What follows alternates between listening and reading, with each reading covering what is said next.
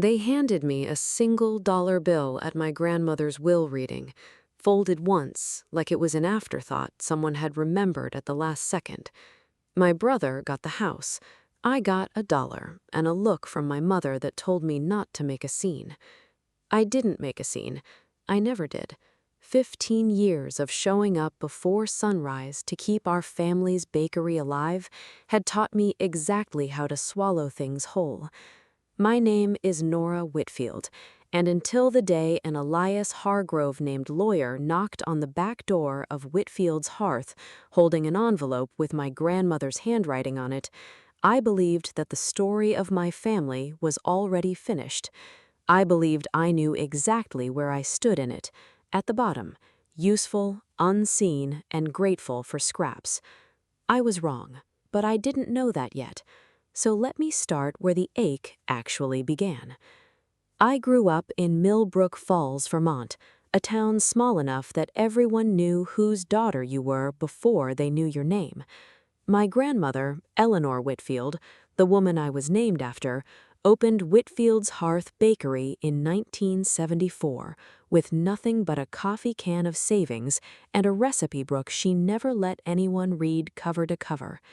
By the time I was born, it wasn't just a bakery, it was the heartbeat of Main Street. People planned their mornings around the smell of her cinnamon rolls. My father, Walter, was her only son, and he inherited exactly none of her instinct for the business and all of her stubbornness. My mother, Diane, married into the family, and I think married into the idea of respectability more than she married my father. And then there was my older brother, Marcus, golden-haired, easy-smiling, effortlessly likable Marcus, who could walk into a room 3 hours late and somehow leave it looking like the hero of the story.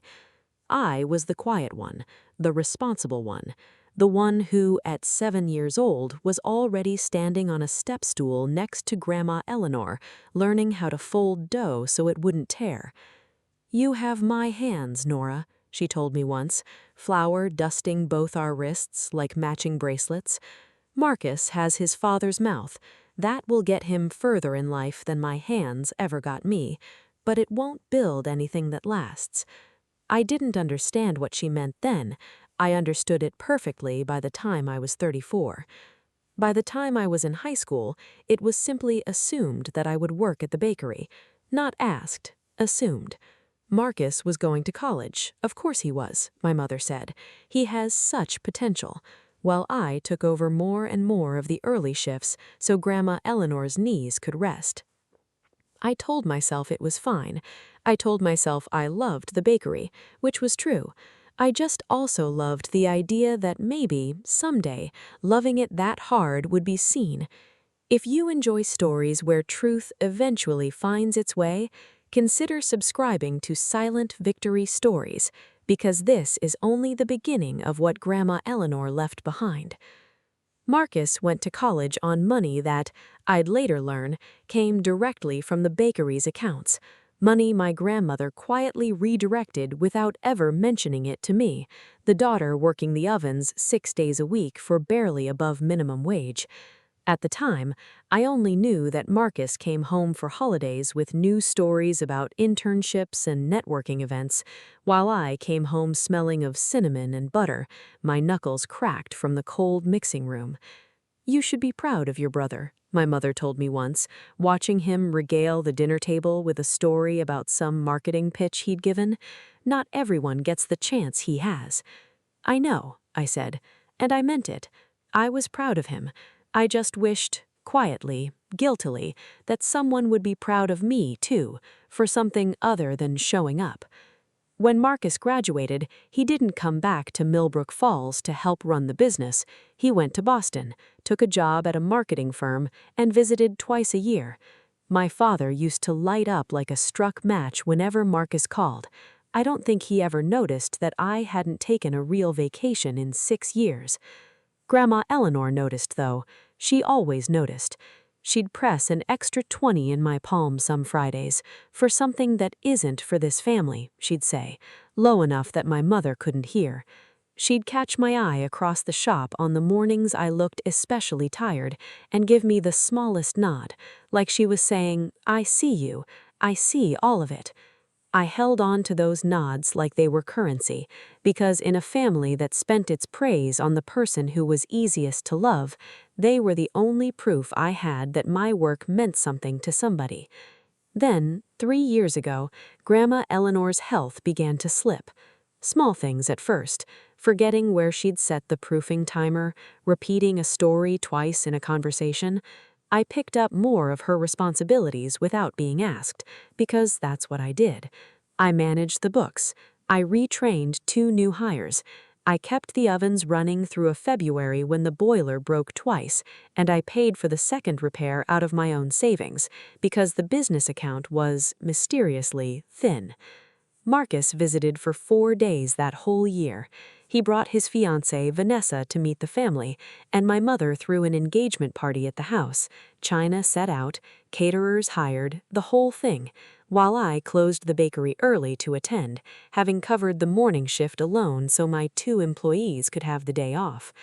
At the party, my father stood and gave a toast about how proud of Marcus he was, about the life Marcus was building, about the Whitfield legacy continuing into a new generation. He didn't mention the bakery once. He didn't mention me once. I stood near the kitchen doorway, a glass of lukewarm, sparkling cider in my hand, and I felt something in my chest go very quiet and very still. Not heartbreak exactly, recognition.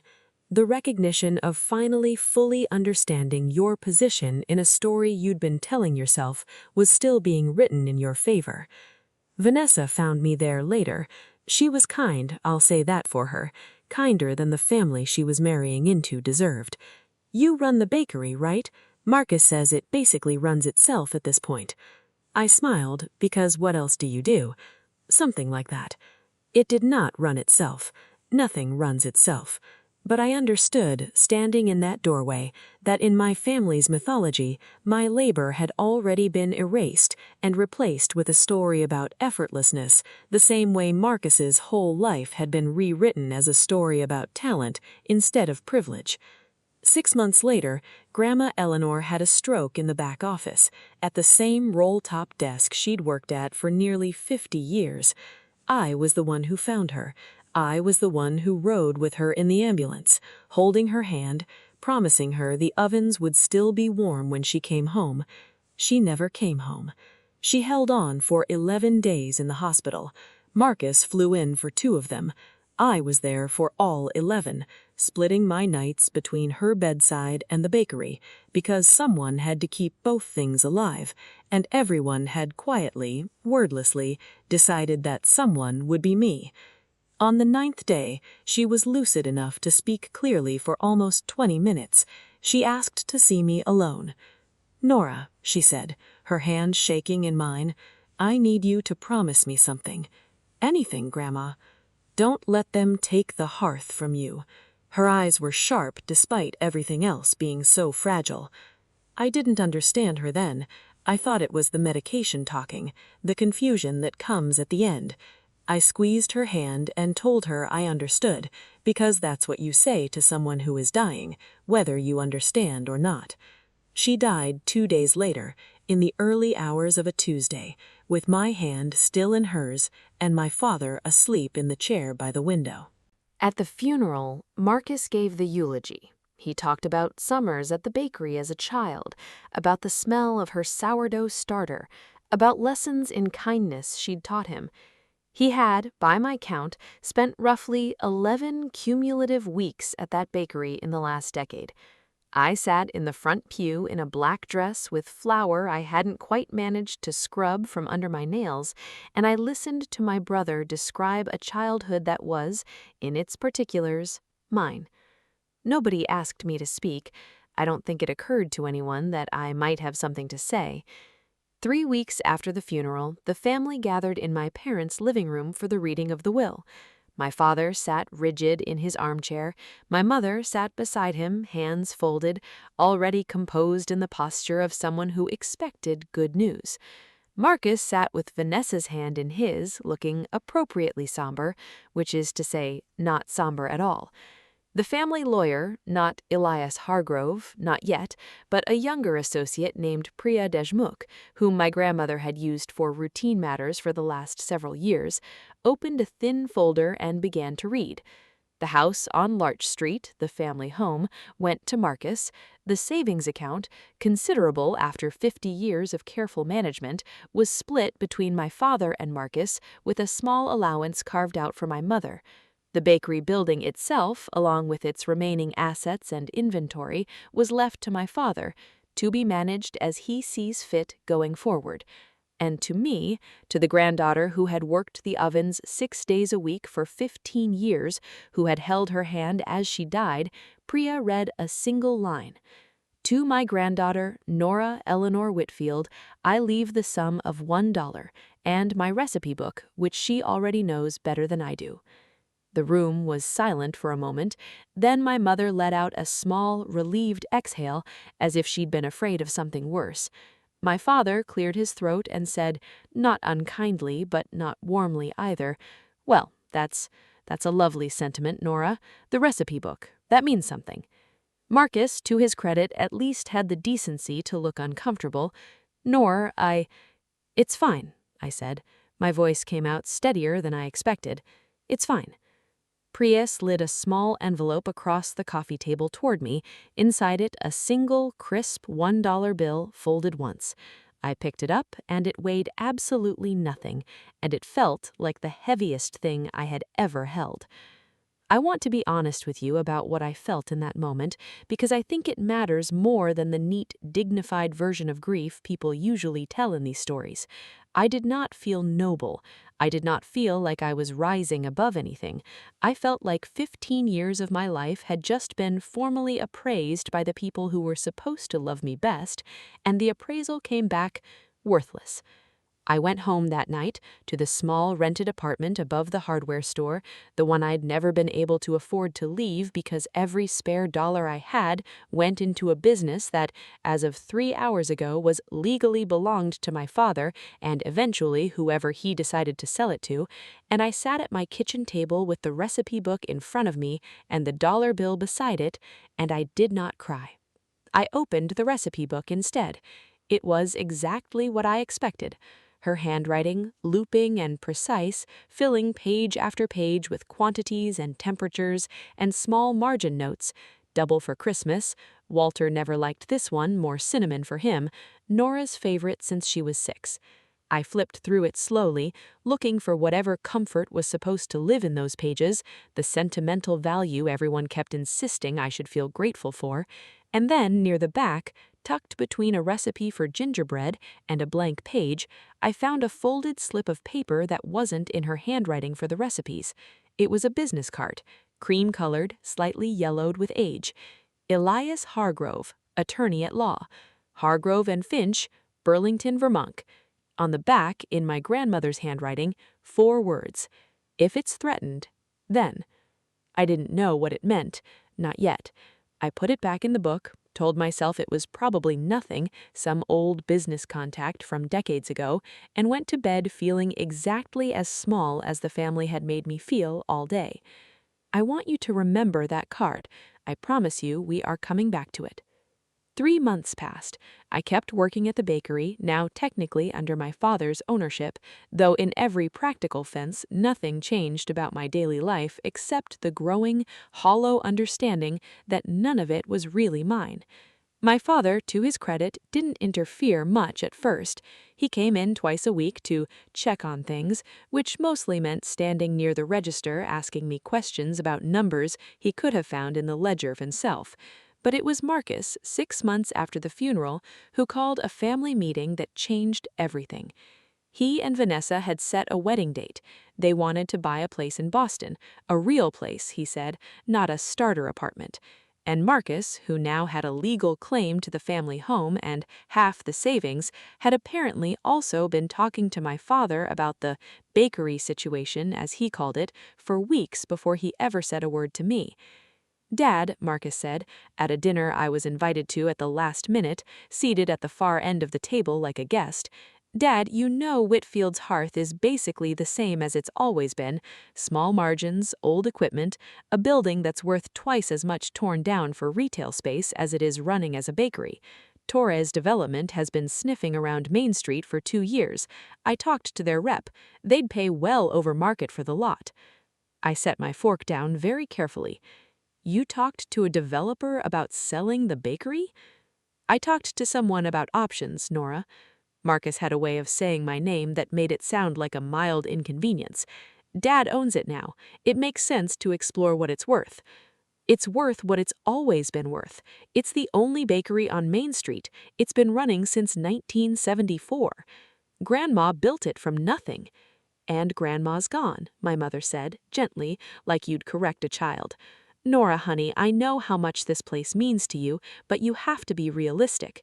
Your father's not getting any older, and running a bakery is hard work. Marcus is just trying to think about the family's future. I am the one doing the hard work, I said, and I heard my own voice crack slightly, which embarrassed me more than anything else in the conversation. It's my decision to make, Nora, my father said, in the voice of a man closing a subject rather than opening one. I'd like some time, I said carefully, before anyone signs anything with a developer. Grandma spent 50 years on that place. Can we at least give it more than 6 months before we bulldoze it? My father, to his credit, agreed to look into it more before making any decisions. I told myself that was a victory. I didn't yet understand how thin that promise was. Over the following weeks, I started staying later at the bakery, not for the baking, which I could have done in my sleep by then, but for the books. Something had been nagging me since the will reading, an itch I couldn't quite name. Grandma Eleanor managed the bakery's finances herself, meticulously right up until her stroke, and there had always been something slightly odd about the accounts. A savings line that seemed thinner than it should have been given steady business, a business account that had somehow come up short exactly when Marcus needed tuition or a down payment or once bail money for a college incident my parents never fully explained to me. I went looking for the old ledgers, the physical ones Grandma kept before she'd finally, reluctantly let me set up digital bookkeeping 5 years ago. I found them in a box in the storage room behind the flower bins, water-stained at the edges, smelling like dust and yeast, and tucked into the bottom of that box, beneath the last ledger, wrapped in a plastic bag like she'd meant to protect it from exactly this kind of long burial, I found a second, smaller notebook, not a ledger, a journal. I want to comment here because I know some of you watching have your own version of this box, the moment where you go looking for a receipt or a record and instead find the truth. If that's you, tell me in the comments where you're watching from tonight, because I think a story like this lands differently depending on whether you've lived some version of it yourself. The journal was Grandma Eleanor's, spanning almost 20 years in that same looping, precise handwriting. Most of it was mundane, daily notes about the bakery, small joys, small frustrations, but scattered throughout, in entries that grew more frequent as the years went on, were passages about money, about Marcus.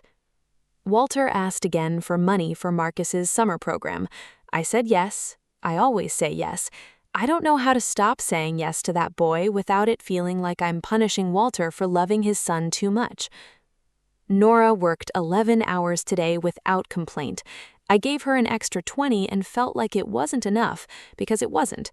I keep telling myself I'll make it right one day, properly, when the time comes. I keep telling myself there's still time. Diane wants a big engagement party for Marcus and Vanessa. I'll pay for it, of course. I always pay. I sometimes wonder what would happen if I said no just once to see if the love in this family survives contact with the word. And then, an entry from 18 months before her death, the one that made my hands go still on the page. I've decided. I spoke to Elias today, for the first time in years. He handled Whitfield's original incorporation back in '74, back when nobody else would take a chance on a widow with a coffee can of savings and a recipe book. He's agreed to hold the real instructions, separate from Priya's file, separate from anything Walter or Diane could get their hands on early. If the bakery is ever threatened, sold, mortgaged against, torn down, Elias is to come forward with what I've actually left behind. Nora will get her dollar and her recipe book, and everyone will think that's the whole of it. And for a while, I need them to think that. Not because she deserves less, because she deserves to prove to herself and to them exactly what she's capable of when no one is handing her anything. And then, when it matters most, when they try to take the one thing she's built her whole life around, she'll get the rest. I read that entry 4 times before I could make my hands stop shaking, because at 18 months before her death, Grandma Eleanor had known, had planned that this exact moment might come, the moment where Marcus, with his easy hands and his college degree and his father's blind love, would try to sell the ground I had built my entire life on top of. And she had left instructions, real instructions, not with Priya, the family lawyer who read the polite public version of the will, with someone else, someone named Elias Hargrove. The card, the one tucked into the back of the recipe book. If it's threatened, then. I sat in that storage room until nearly midnight, the journal open in my lap, feeling something shift inside my chest that I didn't have a name for yet. Not hope exactly, because hope felt too fragile a word for what I was building. Something more like resolve, something more like the particular, quiet steadiness of a person who has just learned that someone, somewhere, had seen her all along, even when it looked like no one had. I didn't tell my family what I'd found. Not yet. I wasn't sure yet what it meant, and some old, careful part of me, the part that had learned 15 years ago that showing my cards early only ever got them taken from me, told me to wait. I was right to wait, because 2 weeks later, Marcus made his move, and he didn't wait for anyone's permission at all. I found out about the signed letter of intent from Torres Development the way I found out about most important things in my family, by accident and last. I was closing the bakery on a Thursday evening when my father came in, looking older than I'd ever seen him, holding a folder of paperwork he clearly didn't want to be holding. "Nora," he said, "I need you to sit down for a minute." "I'm fine standing." He sighed, the particular sigh of a man who has decided something and is bracing himself for the fallout of announcing it. "Marcus has been talking to Torres Development for a few weeks, more seriously than I realized. They've made an offer, a significant offer for the building and the lot. He's already had a preliminary letter of intent drawn up. He needs my signature to move forward, since I'm the owner of record." My stomach dropped, but I kept my voice level. "You told me we'd take time. You told me we'd think about it." "I know what I told you. But Nora, the number they're offering, it would set your mother and I up for the rest of our lives. It would help Marcus and Vanessa buy their place outright. I have to think about the whole family, not just me," I finished for him. "Not just the person who's kept this place running every single day for 15 years. That's not fair." "No," I said, and something in my voice must have carried more weight than it usually did because he actually flinched. "It's not fair. None of this has been fair, but I'm not the one being unfair right now, Dad."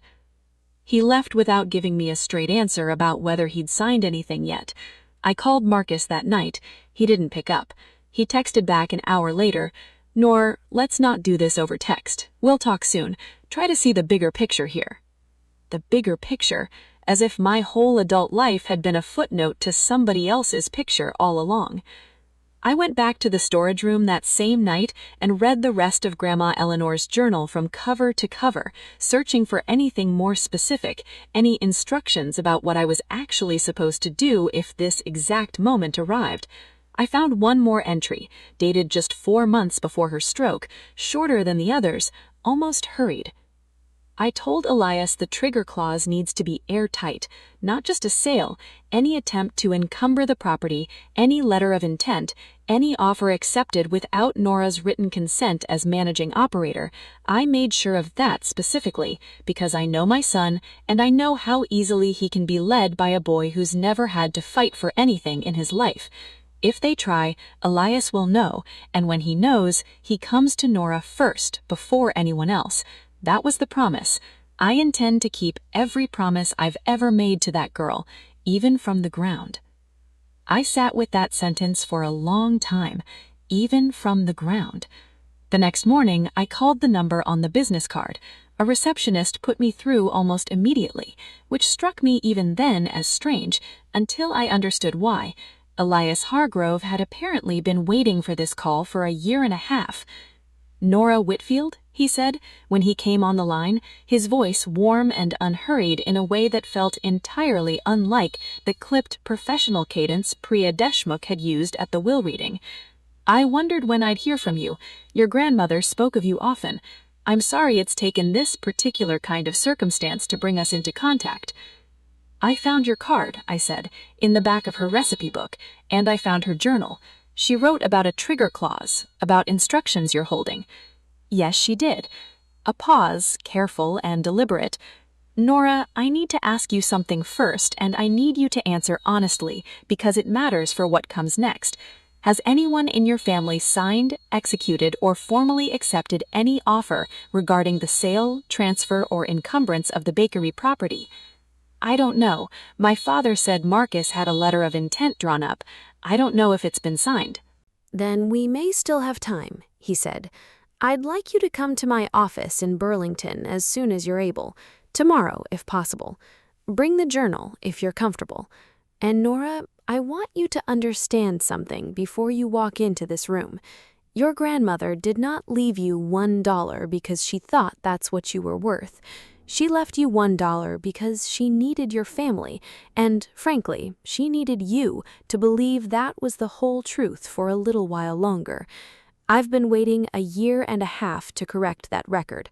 I'm glad it's finally time." I didn't sleep much that night. I sat at my kitchen table with the recipe book, the journal, and the folded dollar bill laid out in front of me like evidence in a case I hadn't known I was building. And for the first time since the funeral, I let myself cry. Not out of grief exactly, but out of something closer to relief. The specific relief of discovering that the story you'd been telling yourself about your own invisibility had a hidden second half you hadn't been allowed to read yet.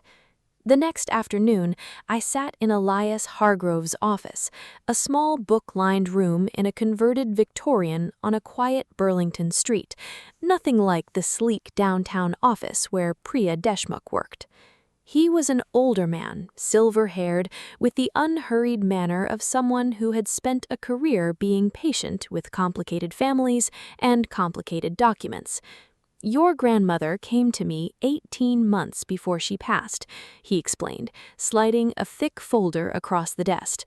"She'd used Priya for the routine business matters for years, payroll structures, minor contracts, things Walter and Diane had access to as family.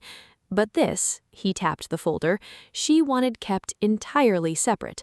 A secondary trust established specifically to protect the operational control of Whitfield's hearth from being sold, mortgaged, or dissolved without your written consent as the bakery's managing operator, a title she made sure was legally documented, by the way, several years before her death, specifically naming you.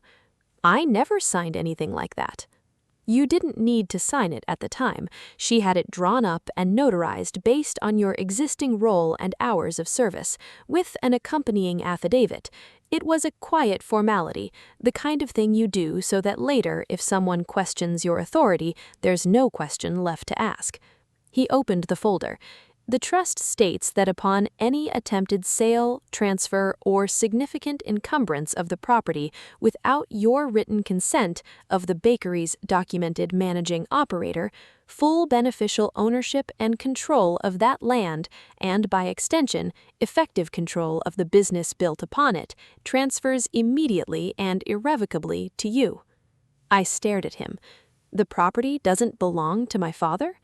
"The building does, on paper, as of the will reading you attended, but your grandmother's land itself into a separate trust decades ago, a detail Priya's file wouldn't have shown you, because Priya was never given access to it.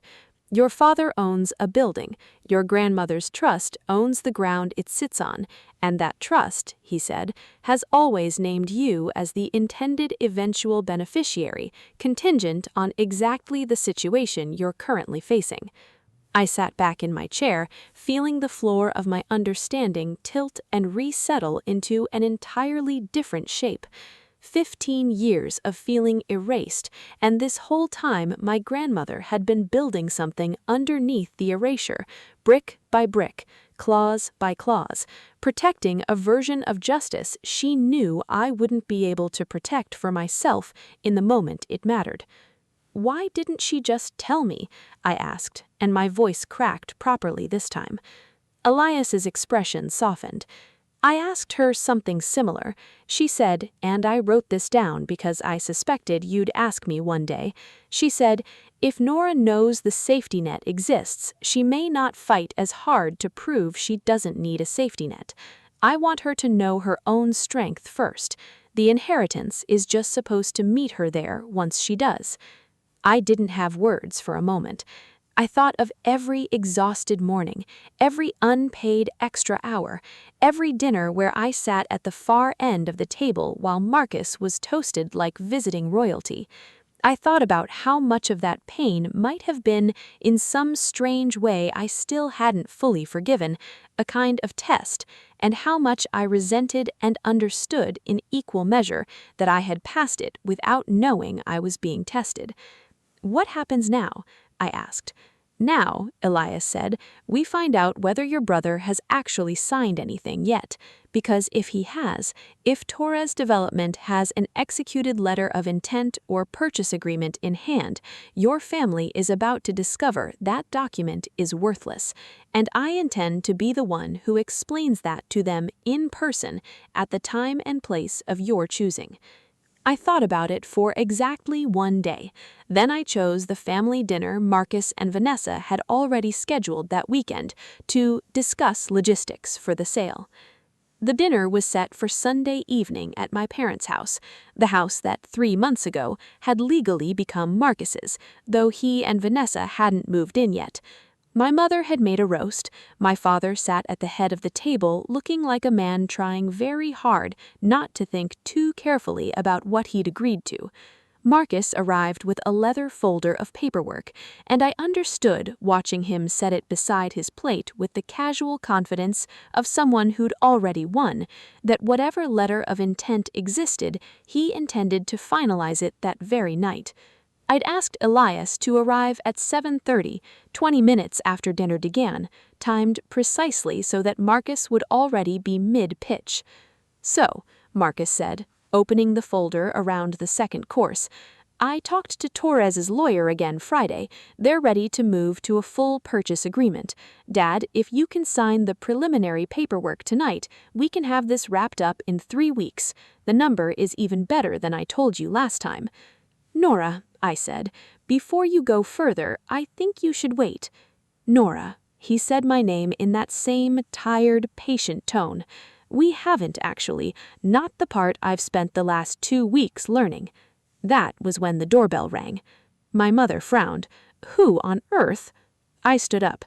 I invited someone. I think it's important he's here for this conversation. I let Elias Hargroves into the dining room myself.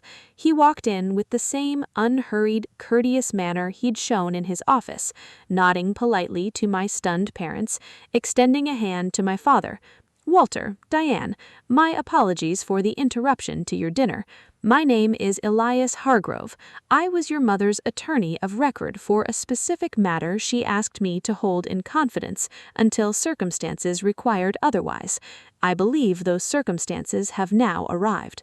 Marcus's easy smile faltered for the first time I could ever remember. I'm sorry, who is this?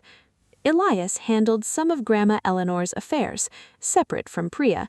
There's more to her estate than what was read at the will meeting. My father's face had gone pale. Nora, what is this about? Elias set his own folder on the table beside Marcus's leather one, an image that's so plain and so devastating in its symbolism that I almost laughed. 18 months before her passing, Eleanor Whitfield established a secondary trust specifically covering the land beneath Whitfield's hearth, separate from the building, which passed to Walter in the public will. The trust includes a binding trigger clause. Any attempt to sell, transfer, mortgage, or otherwise encumber the property without the written consent of the bakery's documented managing operator immediately and irrevocably to you. I stared at him. The son can't be right? My father's voice had lost its certainty. The will named me as the owner of the bakery. Of the building, yes, not the ground beneath it. Your mother was very deliberate about that distinction, Walter. I'd encourage you to have your own counsel review the documents, of course, but I assure you they are airtight. I drafted them myself, specifically to withstand exactly this kind of challenge. Marcus had gone very still, his hand resting on his own folder, as if it might still save him. This is insane. Nora doesn't know how to run a business. She's been an employee her whole life. She's been the managing operator of Whitfield's Hearth for the last several years, formally and legally, whether or not your family chose to acknowledge that title in casual conversation, Elias said, mild but unmistakably firm. And I'd add, for the record, that the letter of intent I understand you've been circulating with Torres Development this evening would have constituted exactly the kind of encumbrance attempt that triggers this clause, meaning that regardless of tonight's conversation, had that document been signed, ownership would have transferred to Nora the moment it was executed. Marcus looked at me then, and for just a moment I saw something behind his easy charm that I'd never let myself look at directly before. Not malice exactly, but a kind of blank incomprehension, the look of a man discovering that the story he'd always believed about his own centrality to the family had never been the only story being written. "You knew about this," he said to me.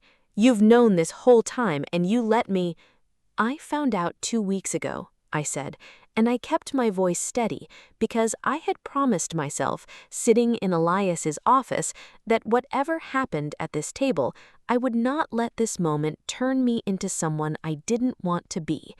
I found out because I went looking through Grandma's old ledgers, trying to understand 15 years of numbers that never quite added up, because nobody in this family ever thought to include me in a real conversation about what was actually happening to the place I built my whole life around. You didn't ask me before you called a developer, Marcus. You didn't ask me before you had a letter of intent drawn up. You decided the same way this family has always decided everything that matters, without me in the room." My mother's hands were pressed flat against the table, her face unreadable in a way I recognized from every difficult conversation of my childhood, the face of a woman choosing again not to have an opinion until she understood which side was winning. "Grandma left me $1, I said, and I could hear my own voice shaking now, not with weakness, but with the release of 15 years of held breath, in front of everyone, so that this family would believe the story was finished, so that Marcus could sell the bakery I raised alongside her without a second thought, thinking there was nothing left to protect.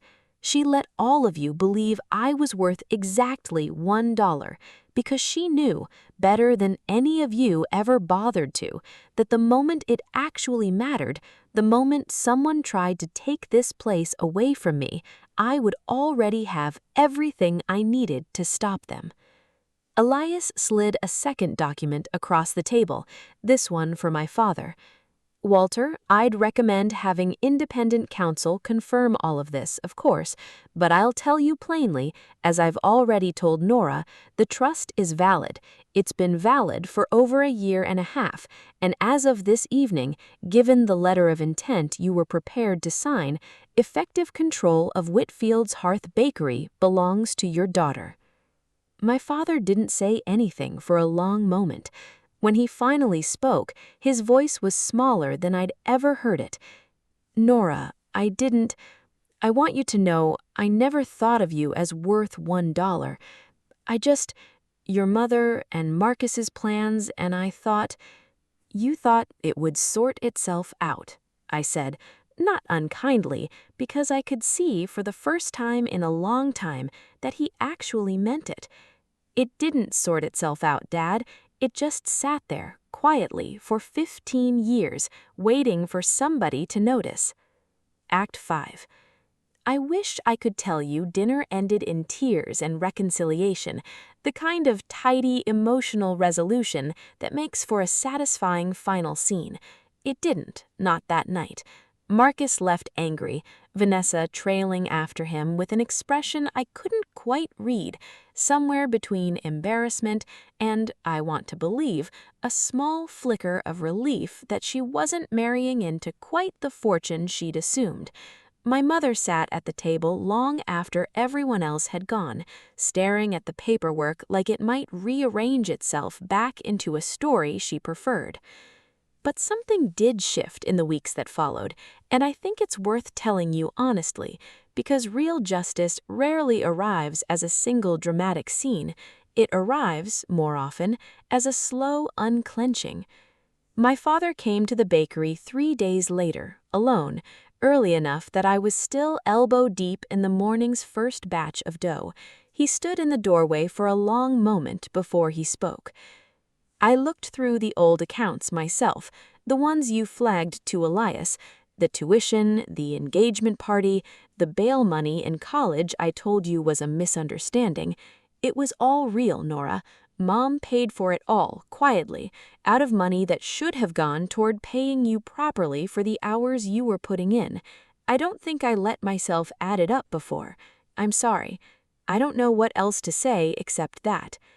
I kept working the dough, because my hands needed something to do while my chest figured out what to feel.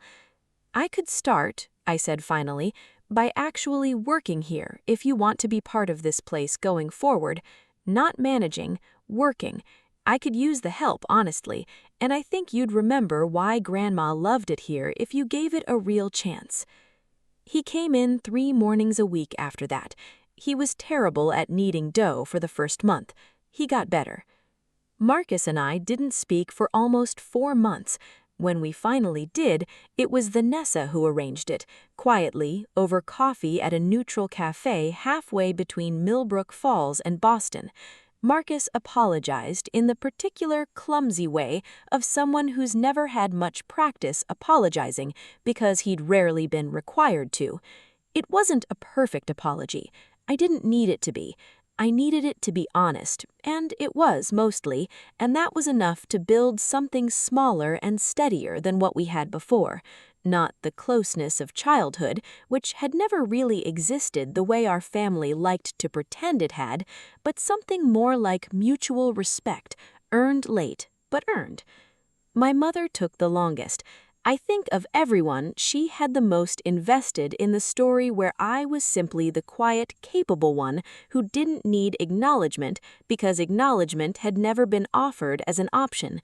It's hard to give up a story that's protected you from feeling guilty for a very long time. We're still working on it. Some Sundays she comes by the bakery and doesn't say much, just sits at the corner table with a coffee, watching me work, the way I imagine she used to watch her own mother-in-law do the same thing decades ago before either of us understood what it costs a woman to build something quietly and be handed $1 for it at the end. The bakery is still Whitfield's Hearth. I thought about changing the name in the early days, wanting some clean break from it all, but I decided against it in the end, because the name was never really the problem. The problem was who got to decide what the name meant. I did make one change. I hung a small framed photo behind the register. Grandma Eleanor at maybe 30, flower on her hands, laughing at something outside the frame, taken decades before I was even born. Underneath it, I had a brass plaque engraved with 4 words, the same 4 words she'd written on the back of a recipe book and hidden in a recipe book for me to find when I was finally ready to need them. If it's threatened, then. Customers ask about it sometimes. I tell them it's a reminder that the things worth protecting are worth waiting patiently for, even when the waiting feels like being erased. If you've made it this far with me tonight, I want you to know something. Whatever version of this story you're living through for yourself, being overlooked by people who never took the time to really see you is not the same as being worthless. Sometimes the people who love us best show their love in ways we can't recognize until much later, in ways that look from the outside uncomfortably like neglect. And sometimes the only thing standing between you and the life you deserve is simply time, the specific, unglamorous patience of continuing to show up fully for the thing you love, even when nobody else in the room seems to notice that you are there. Grandma Eleanor gave me $1 in front of my whole family, and everyone in that room, myself included, believed for a while that it meant I was worth exactly that much to her. She was teaching me the opposite. She was teaching me that I was worth enough to trust with the truth of my own strength before I ever knew I'd need it. Thank you for spending this evening with me and with Nora's story. If it moved you even a little, I'd love for you to like this video and subscribe to Silent Victory Stories. We share a new story like this every week about family, about the quiet kind of justice that takes its time, and about the people who are stronger than anyone, including themselves, ever gave them credit for. Take care of yourselves this week. Be gentle with the people in your life who show their love quietly, and I will see you in the next story.